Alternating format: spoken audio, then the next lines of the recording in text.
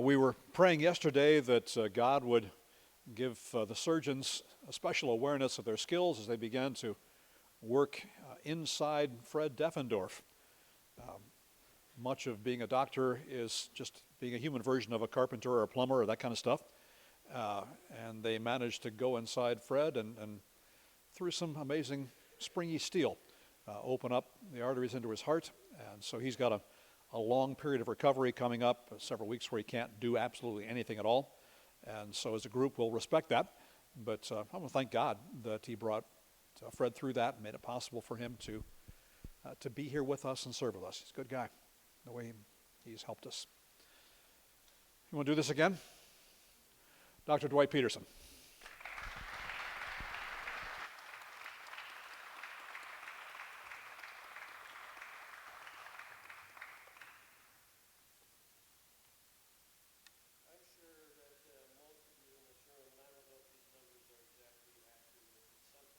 Have heard the phrase, life is 20% of what happens to you and 80% how you respond to what happens to you. Or the phrase, everything is a matter of perspective. Perspective is very, very important, obviously, and you're already learning this in your life, because your perspective determines how you interpret the experiences of your life, and therefore then how you respond to those experiences, how you feel about those experiences. Often we think that our emotions are caused by our experiences, when in reality what they're caused by is our interpretation of those realities. I read a book this fall, secular book, that it's about how to have significant, important conversations and about the importance of open and honest communication and businesses and relationships. And I read that book while I was in Canada on a wilderness trip. And one of the experiences I had that was so instrumental to helping me with that book is the author talked about how that we have these experiences, and from those experiences comes an emotion which leads to a response. But he said, but we fail to realize that in between emotion and a response, there's another area, and he called that we tell ourselves a story. And based on the story we tell ourselves is the emotion that comes. Well, that resonated with me because I drove up to Canada with my wife. She was going with me, Bonnie, on that trip. We drove through downtown Ottawa, and there was a period of time where I found myself in heavy traffic in a construction zone with a canoe on the top of my vehicle. I'm already feeling a great deal of stress, and my wife begins to give me very, very helpful observations about my driving and some very, very helpful suggestions as to what might help us do a better job navigating this. Well, I didn't respond real well. Sometimes I'm the kind of person, when I get really, really angry, I'm not generally a guy who throws things or yells. I often just get very, very quiet and docile. In fact, my children will tell you that's the scariest dad of all. They're just super, super quiet. And so I didn't talk for pretty much the rest of the trip. Eventually pulled over and just calmly said, "You drive." Probably said something like, "Because you're so much more skilled at it than I am anyways." Then I started reading this book, and I came to this section, and I thought to myself, what story did I tell myself? And I started to think about, I actually did tell myself a story. I told myself a story about what ought to be happening this. I told myself a story about what Bonnie ought to. The story I'd never told myself, for example, is what would Jesus do if he was married and driving downtown in this particular situation? How would he respond? And the reality was, I'm quite confident, even though Jesus was never married and never drove in downtown Ottawa in a vehicle with a canoe on top, I know enough about Jesus to know he would never have responded the way I did. Perspective. Think of the perspective that's communicated in Matthew chapter 11 when Jesus says, "Come to me, all you who are weary and burdened, and I will give you rest. Take my yoke upon you and learn from me." Why? "For I am gentle and humble in heart, and you will find rest for your souls, for my yoke is easy and my burden is light." Think about the perspective communicated in Philippians chapter 4, verse 6, which says, Do not be anxious about anything, but in everything, by prayer and petition, with thanksgiving, present your requests to God. Or James, which says, "Consider it pure joy, my brothers, whenever you face trials of many kinds, because you know the testing of your faith develops perseverance, and perseverance must finish its perfect work, so that we can be mature and complete."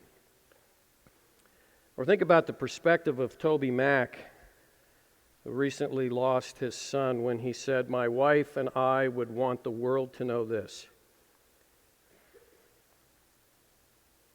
We don't follow God because we have some sort of under-the-table deal with Him. Like, we'll follow you if you bless us. We follow God because we love Him. It's our honor. He's the God of the hills and the God of the valleys, and He is beautiful above all things." Pretty powerful perspective.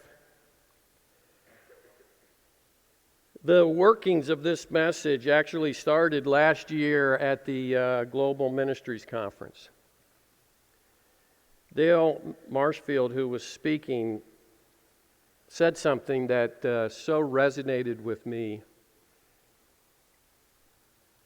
I've not been able to shake the perspective that it brings. The way it helped me interpret and respond and understand, really, quite honestly, my life. He said this, he said, no matter what God deprives you of, if He gives you a taste of holiness, if there is a glimmer of righteousness in your life, if you get to experience to any degree the wonderful satisfaction of knowing Him, you've been given a wonderful life. You see, I'm a guy who can very easily tell myself a story about what God has deprived me of. And I don't mean in terms of possession. For me, it generally and often might be opportunities or positions or something like that.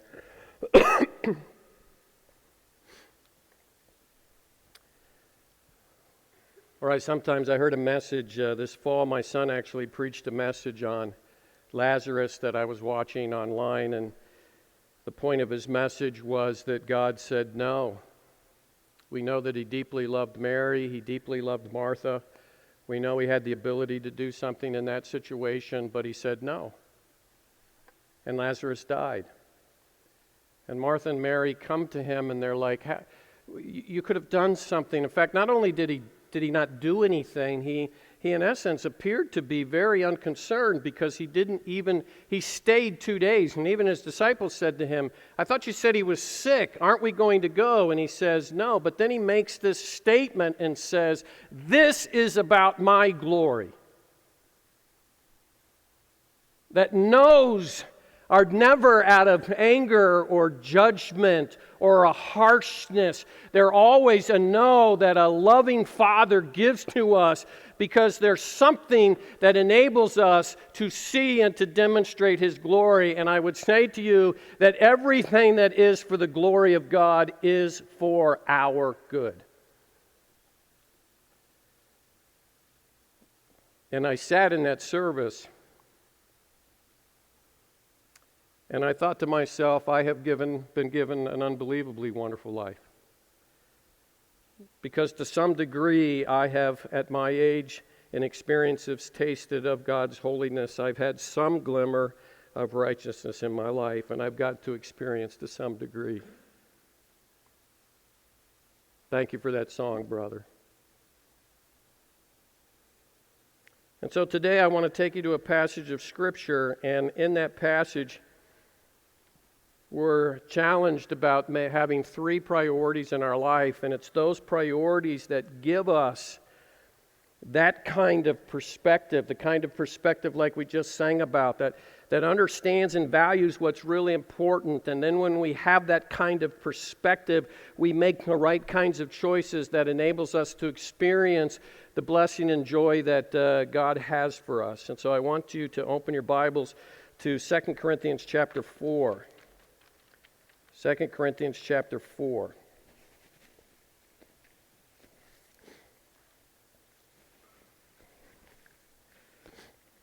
This is what Paul said in verse 16.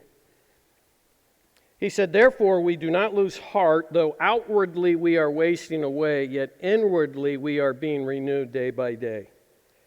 For our light and momentary troubles are achieving for us an eternal glory that far outweighs them all.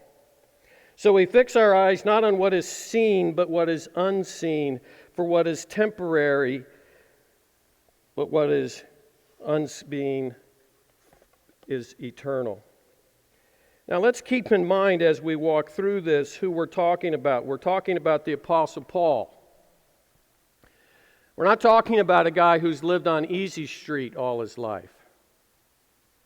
In fact, a couple of chapters later in chapter 11, he says this, "I've worked much harder, been in prison more frequently, been flogged more severely, been exposed to death again and again. 5 times I received from the Jews the 40 lashes minus 1. 3 times I was beaten with rods. Once I was pelted with stones. 3 times I was shipwrecked. I spent a night and a day in the open sea. I've been constantly on the move. I've been in danger from rivers, in danger from bandits, in danger from fellow Jews, in danger from Gentiles, in danger in the city, in danger in the country, in danger at sea, and in danger from false believers. I have labored and toiled and have gone without sleep. I've known hunger and thirst and have often gone without food. I have been cold and naked." And then he makes this amazing statement. Anybody who's been in ministry will understand it. And he says, "Besides everything else, I face daily the pressure of my concern for all the churches. Who is weak, and I do not feel weak? Who is led into sin, and I do not outwardly burn?" And all these things had happened to him previous to him writing and saying, "Therefore we do not lose heart, though outwardly we are wasting away, yet inwardly we are being renewed day by day. For our light and momentary troubles are achieving for us an eternal glory that far outweighs them all. So we fix our eyes not on what is seen, but what is unseen. For what is seen is temporary, but what is unseen is eternal." Here's the 3 priorities I see here. First, number 1, we must make the spiritual a greater priority in our lives than the physical. We must make the spiritual realities in our life more important than the physical. What was Paul's physical reality? He describes it as outwardly wasting away. Again, this is not a guy who was immune to or ignored pain. He's not a guy who sat in a hospital room and laughed at pain. He wouldn't have sat with Hannah yesterday and what she was going through with her husband and sort of smiled and said, "Isn't this amazing? Isn't this wonderful?" He says that outwardly he was wasting away. His life was filled with outward pain.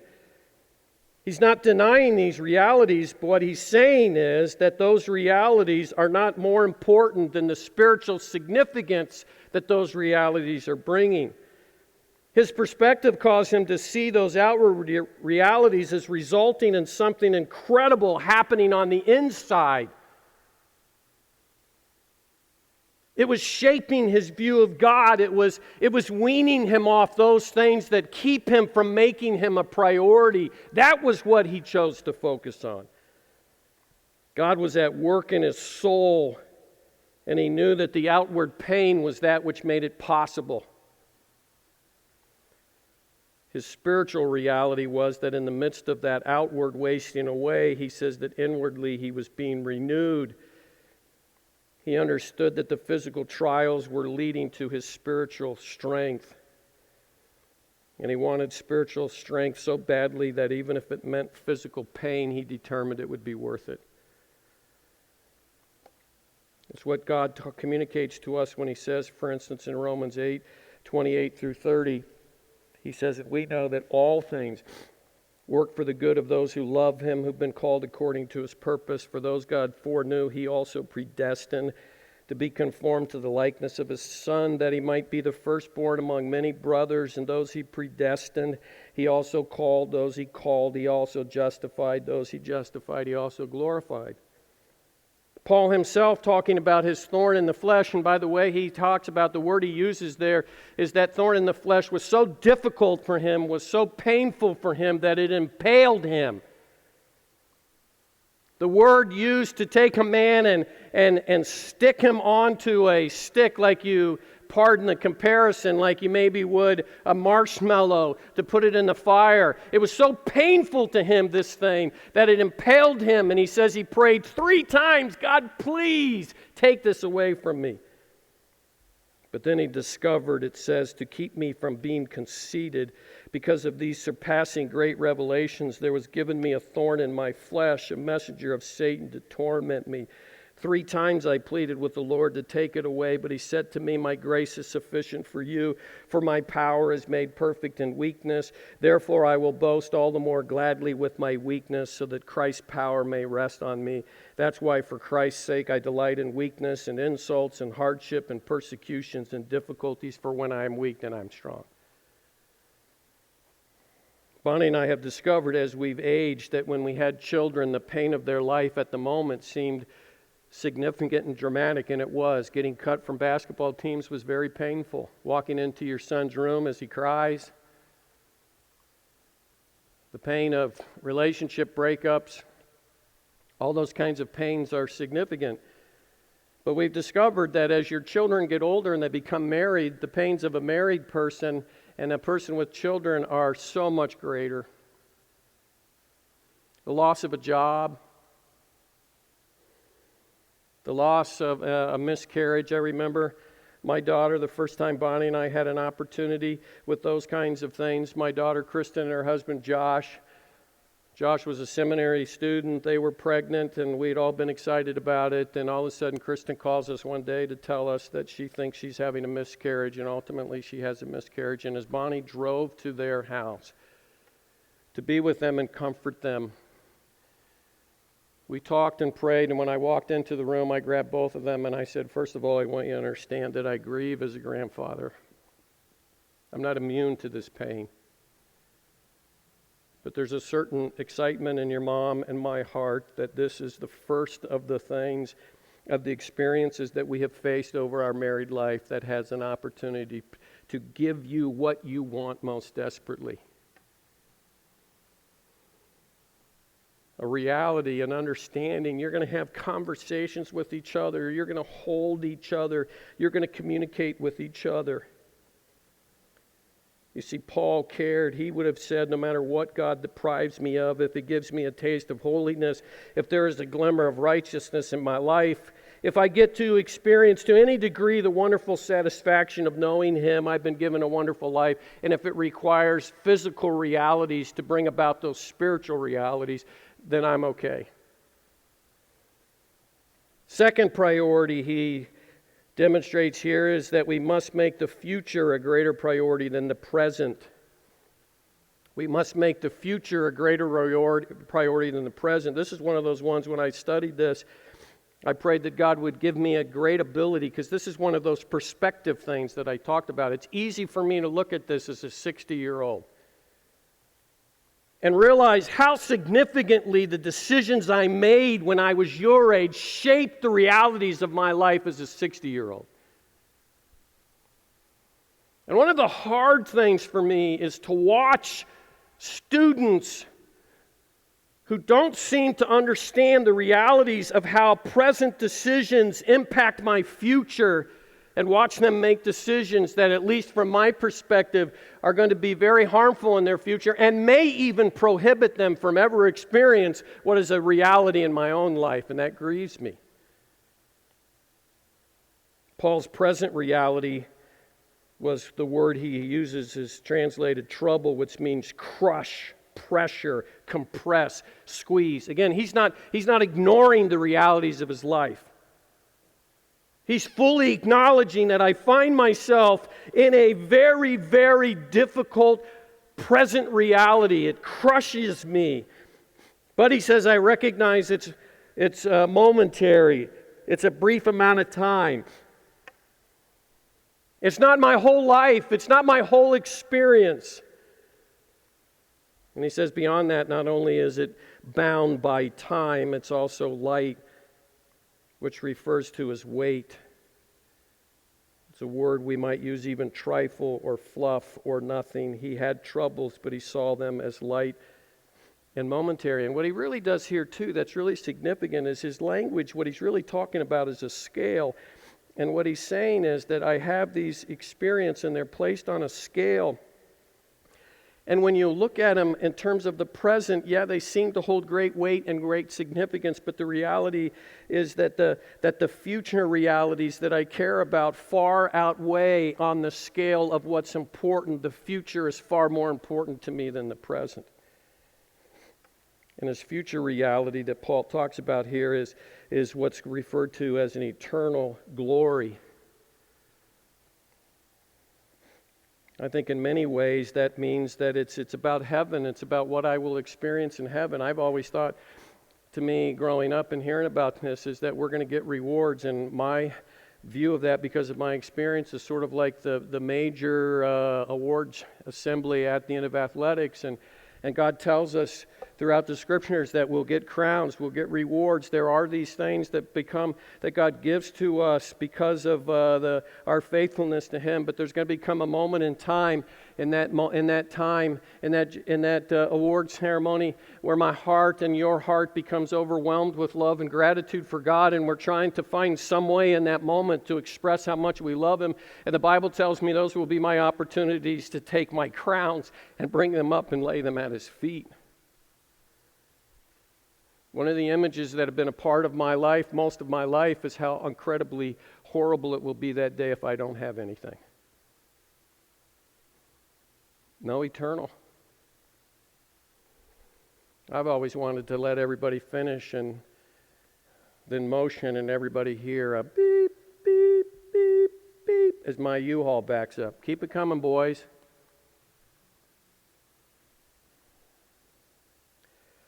But the reality is, the Scriptures talk to us very clearly, I believe, that this is not just somehow that in heaven someday, this is the realities of the future for me.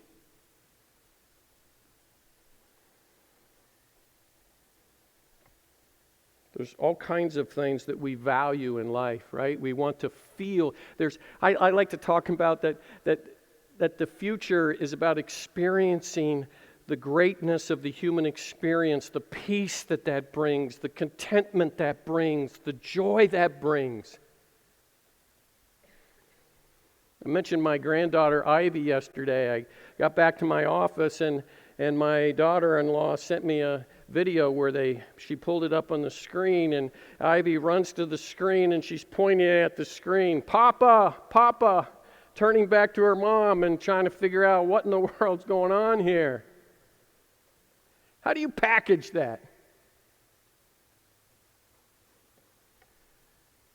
Then I get a message from all different of my children and grandchildren with pictures of them sitting in front of a computer watching me preach. How do you package that? What could be in my present that could ever be more important to me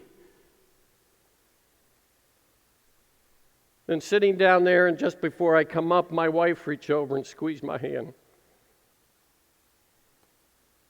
What joy, what satisfaction could you get in a moment right now in your life that would somehow be worth the sacrifice of what the future can bring for you?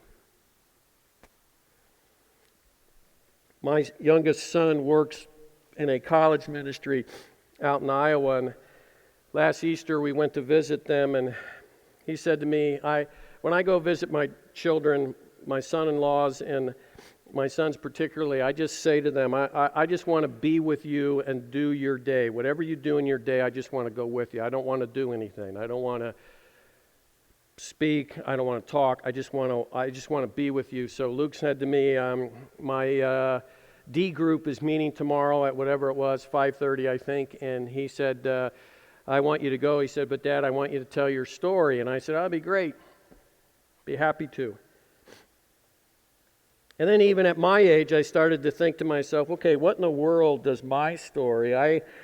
I'm a kid who grew up in a Christian home. I'm a kid who got saved when he was 6. I'm a kid who really, my testimony is that I never pursued rebellion. I didn't get involved in any of those things. Those of you that have had class have heard it, and I started to get a little insecure. And so when we got into bed that night, I said to Bonnie, what does my story communicate to a group of Iowa State students who don't have any concept of the world in which I grew up in? And she said, it's worth it. That's your story. I added to it when I talked to the kids. I said, it's worth it to make right choices, but making right choices is really, really hard. It's really hard. It's really hard when God says no to something you've pleaded and begged Him to do, and He says no. It's really hard to, at that moment, not only choose to do the right thing, but call your wife and your children to choose to do the right thing.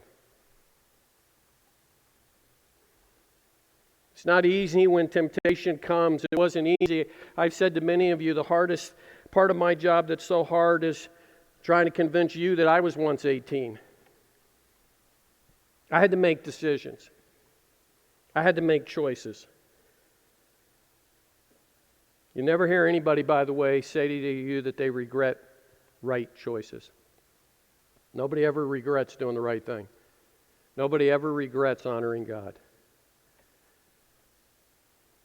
I said to an unsaved college student yesterday whose mom was having a conversation with Bonnie, and her son walked by and he was going to do something, and I said to him, let me just be a 60-year-old grandfather for a second.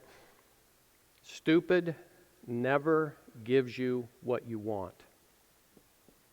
Stupid never provides for you the outcome that you're anticipating when you decide to do something stupid. And Paul's just saying that, yes, the present is difficult, but he says it far outweighs the glories of the future, and that's hyperbole here. He's just saying it's beyond, beyond, beyond. One commentator said of this section, he says, since it's actually the troubles that produce or achieve the glory, the greater the affliction Paul suffered, the greater the glory produced for him. Which is why Paul could say, no matter what He deprives me of, if He gives me a taste of holiness, if He gives me a glimmer of righteousness in my life, if I get to experience to any degree the wonderful satisfaction of knowing Him, I've been given a wonderful life. And lastly, he says that we must make the eternal a greater priority than the temporal. The word used for translated temporal here simply means anything that belongs to time, anything that relates to time or is impacted by time. That would be careers, jobs, money, income, grades, athletics, music, drama, anything. That's all temporal. It's got a time stamp on it. And eternal are those things that last forever. Eternal is about Christ's likeness. Eternal is about the souls of men. And every day I get to make a decision whether today my life's going to be about that which matters for eternity or about that which matters for today. That's why Matthew said, do not store up for yourself treasures on earth where moth and rust destroy and where thieves break in and steal, but store up for yourselves treasures in heaven where moth and rust do not destroy and where thieves do not break in and steal, for where your treasure is, there will your heart be also. Matthew also said, for whoever wants to save his life will lose it, but whoever loses his life for me will find it. What good is it for a man to gain the whole world, yet forfeit his soul? Or what can a man exchange for his soul? So what's important to you today? What do you value? What are your priorities? Do the choices that you're presently making reflect a perspective that values the spiritual as more important than the physical? Do your choices reflect that you value the future of greater priority than the present, and the eternal as greater priority than the temporal? Then if so, you can say today to some degree, and continue to say for the rest of your life, that no matter what He deprives me of in this life, if He gives me a taste of holiness, if there's a glimmer of righteousness in my life, if I get to experience to any degree the wonderful satisfaction of knowing Him, I've been given a wonderful life. Let me pray. Father,